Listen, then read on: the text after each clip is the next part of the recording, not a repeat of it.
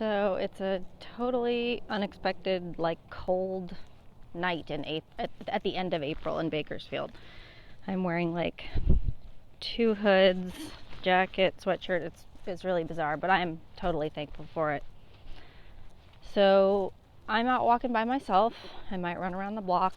I just took Ginger for a walk. That's my roommate's older dog who can't keep up with Clancy and Fred. And now I'm going out by myself instead of taking Clancy and Fred for a run. And of course, there's a part of me that just hates to leave Fred. Like, I, as a dog trainer, always tell people not to, be codependent with their dog so that they don't create separation anxiety and so on and so forth. But now that it's me, and I actually, some people don't know that Fred is actually my first dog. I'm 38 years old. I have never had my own pet. And the reason for that is because I waited until it was the right time. And obviously, had I done anything differently, then I wouldn't have Fred back. So, meant to be, absolutely. But anyway, I'm finding it, myself wanting to cling to him and feel like, I don't want him to think I'm abandoning him or whatever. So here's the only reason I can leave and go for a walk by myself and feel okay about it. It's because this morning Fred and I taught a class for almost 2 hours at the Mission, a dog handling class. Then we went over to Moku's house and we picked up Moku, and he met Moku for the first time, and we walked around Moku's neighborhood. Then we came home and Fred swam in the pool a whole bunch. Then Fred and I played some Dognition.com games, which, if you don't know what Dognition.com is, you should check it out. It's really awesome.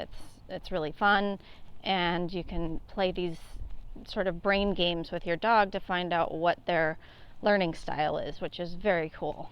So anyhow, we did that, and Fred did the empathy test, and his empathy is off the charts, which doesn't surprise anyone.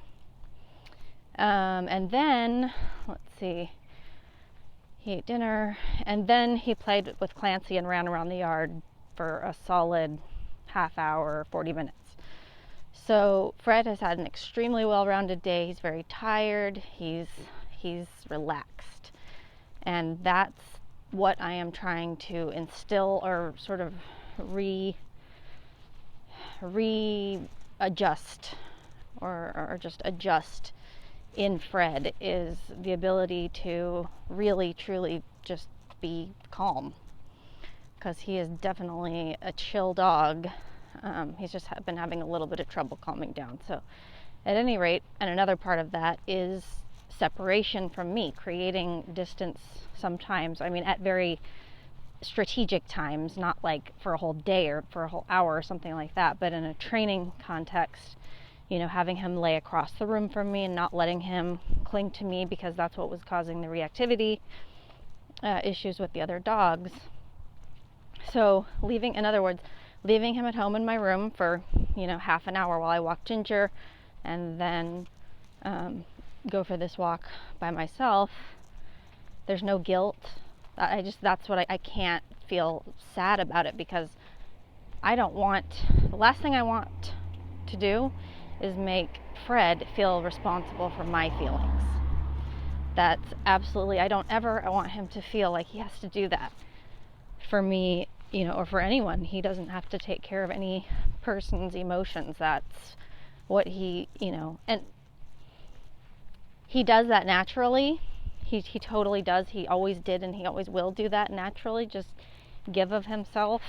But for a couple years there, he was giving and giving and giving, and while, the people who were with him absolutely loved him dearly, he just wasn't able to have the specific kind of life that Fred needs, which I think involves, a lot of exercise and a lot of socialization with other dogs. He loves other dogs, and he's an incredibly social dog. And so, to watch him with Clancy is just unbelievable. They're best friends. So anyway, these videos get long, trying to keep them at, around 5 minutes at the longest, and so I'll talk to everybody later. Bye.